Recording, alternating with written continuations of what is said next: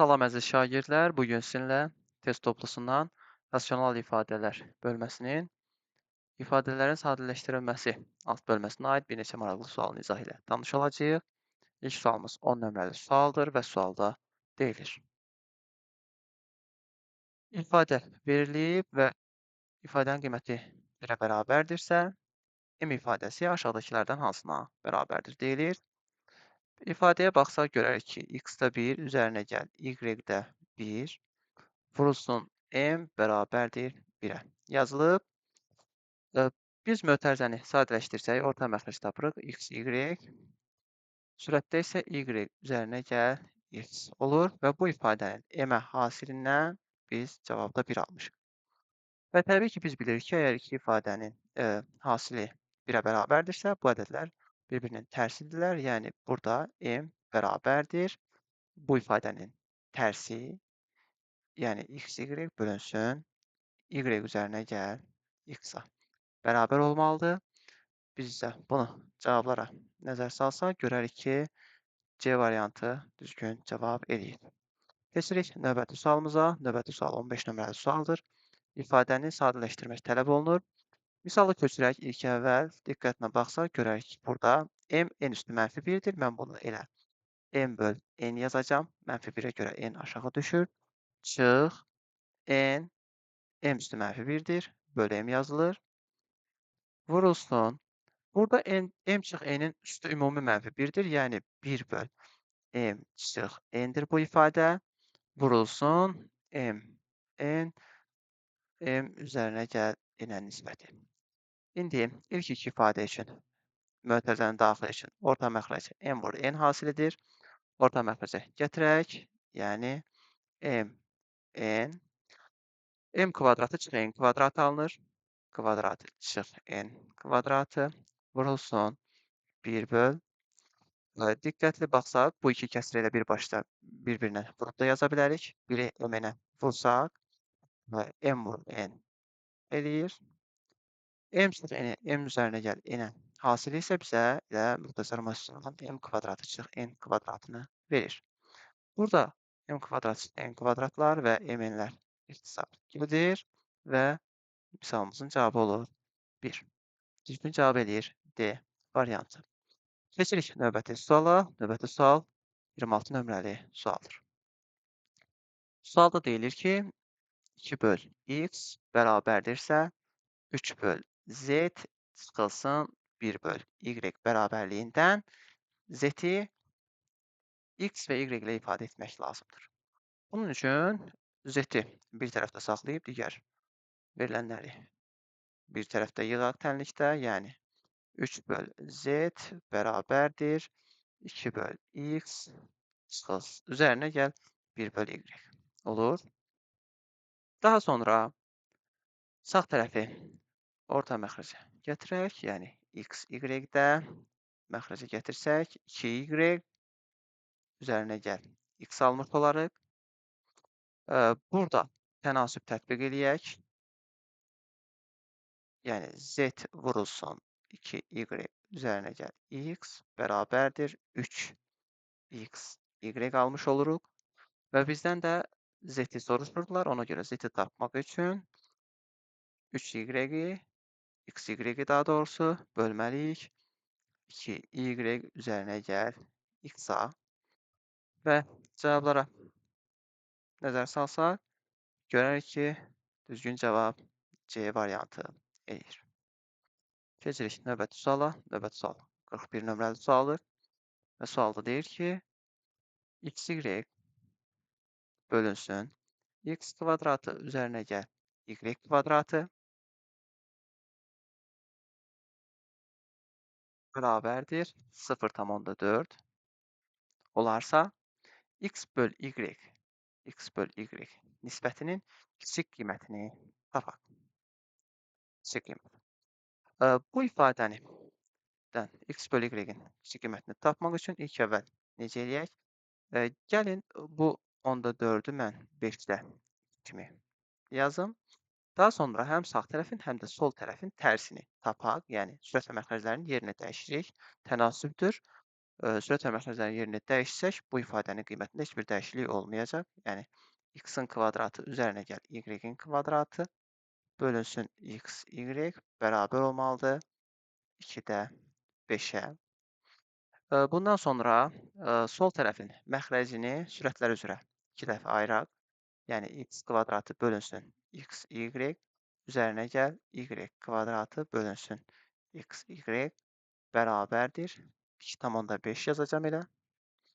X-ları burada ixtisar edirik. Burada y-ləri ixtisar edirik. Yəni, x böl y üzərinə gəl y böl x bərabərdir. 2,5 almış oluruq.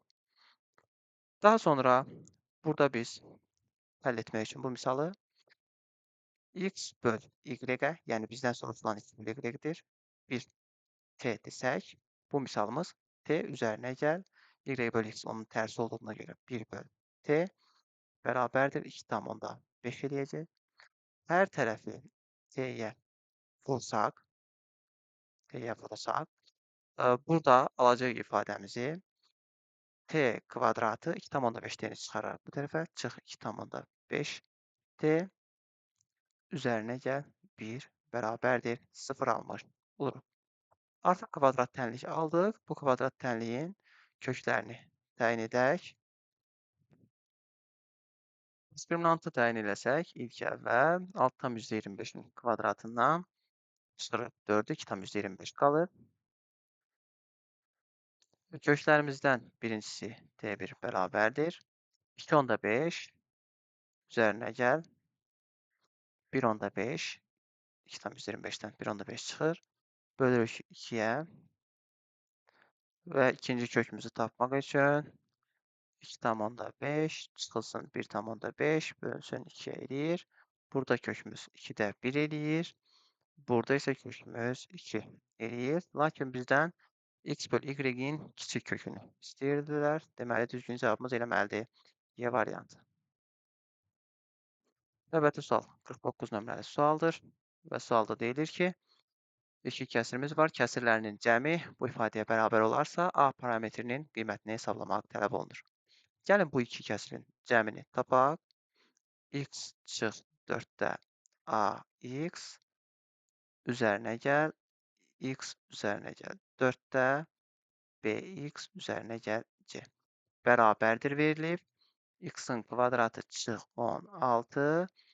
Sürətdə isə 35 x çıx 12 yazılıb.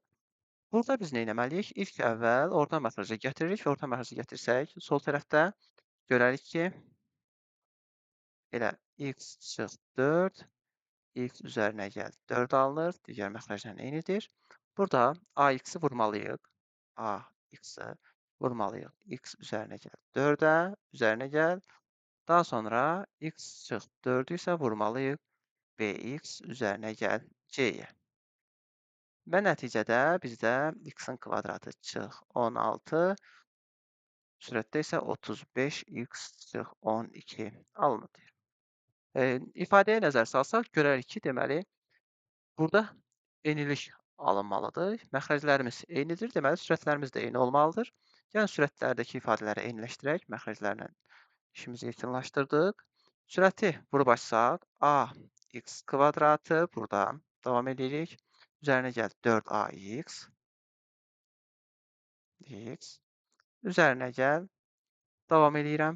B x kvadratı. Üzərinə gəl cx. Çıx 4bx. Çıx 4c. Bu ifadə bərabər olmalıdır 35x çıx 12. Bu bərabərliyin ödənməsi üçün təbii ki, dərəcəsi eyni olan bir hədlərin əmsalları islah getmiş olmalıdır. Sonda biz fikir veririk ki, sağ tərəfdə x kvadratı olan bir hədlimiz yoxdur. Dərəcəsi x kvadratı olan, deməli, sol tərəfdə də olmamalıdır. Bunun olmaması üçün ax kvadratı və bx kvadratı islah getmiş olmalıdır. Yəni, a bərabər olmalıdır mənfi b-yə. Yəni, əmsal olaraq ki, A ilə B islah getsin. Daha sonra x-ların əmsallarına baxsaq, x-ların əmsalını dalğa işarə edəcəm. Burada 4A'dır.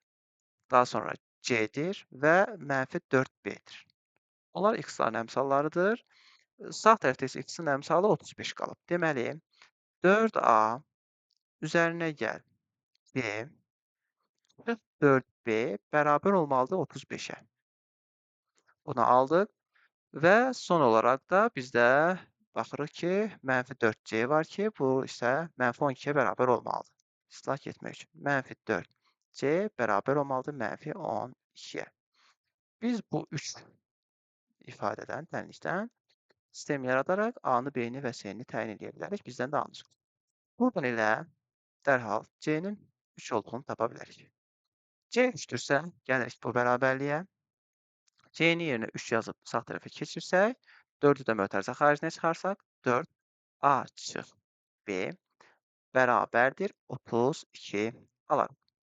İndi fikir verin, mənfi B-nin yerinə A yazmaq olar bu ifadədə. Yəni 4 vur, A üzərinə gəl A bərabərdir 32 alacağıq. 8A bərabərdir 32 və buradan da alırıq ki, A bərabərdir 4 olmalıdır. Deməli, 49 nömrəli sualın cavabı 4 edir. Keçirik növbəti suala. Növbəti sualda deyir ki, düzbucaqlığın sahəsi bu ifadəyə bərabər olarsa, A-ya uyğun ifadəni tapın və sadələşdirin. Təbii ki, düzbucaqlığın sahəsi S bərabərdir A vur B ilə tapılır. Bizdə isə sahənin özü verilib. Gəlin yazaq. X-in kvadratı üzərinə gəl 5x üzərinə gəl 6 bölünsün x çıx 4. Şəklindədir bizdə sahə. Bərabərdir deyilib. A vur B. Yəni bizdə A verilməyib. A-nın yerinə öz cavabını yazırıq. Vurulsun. B-miz isə verilib. X üzərinə gəl 2 3x çıx 12-yə nisbətində verilib. Təbii ki, biz burada A-nı tapmaq üçün sahəni, yəni x kvadratı üzərinə gəl 5x üzərinə gəl 6 bölünsün x çıx 4 ifadəsini bölməliyik digər tərəfə. Yəni böl x üzərinə gəl 2, burada isə 3x çıx 12 ifadəsini. Təbii ki, bu kəsirləri bölmək üçün nə edirik? Birinci kəsir olduğu kimi saxlamalıyıq. Lakin biz gəlin birinci kəsirdə vuruqlara ayırmadan istifadə eləyək. Cümlətimizdə x kvadratı üzərinə gəl 2x üzərinə gəl 3x üzərinə gəl 6 kimi yaza bilərik. Məxrəcdə x çıx 4 yazırıq. Vurulsun ikinci kəsirimizin tərsini tapmalıyıq. 3-ü mötərizə xaricinə çıxarıb məxrəcə yazıram burada x çıx 4 kimi. Daha sonra x üzərinə gəl 2 məxrəcdə qalır. X çıx 4-ləri buradan ixtisar eləyə bilərik. Sürətdə fikir versək, ilk ikisini orta məxrəcə x çıxarıram, x üzərinə gəl 2. Daha sonra 3 mötərizə xaricinə çıxarıram, x üzərinə gəl 2 alırıq. Və məxrəcdə isə x üzərinə gəl 2 vurğuna. X üzərinə gəl 2 vurğu qalıb, 3 yazdı. Təbii ki, biz burada 3 vurğunu da unutmamalıyıq. 3 vurğu ümumi misalımızın qarşısında yazılır. 3 bərabərdir. İndi biz burada x üzərinə gəl 2-ləri mötərizə xaricinə çıxara bilərik. Yəni 3 vurulsun x üzərinə gəl 2. Daha sonra x üzərinə gəl 2 mötərizə xaricinə çıxarılsa, x üzərinə gəl 3 qalır. X üzərinə gəl 3 qalır. Məxrəcdə isə bizdə x üzərinə gəl 2 qalmışdır. Burada x üzərinə gəl 2-lər ixtisar gedir. 3 vur x üzərinə gəl 3 qalır ki, bunu da sadələşdirin demişdi. Yəni 3x üzərinə gəl 9 şəklində biz alırıq növbəti tərəfi.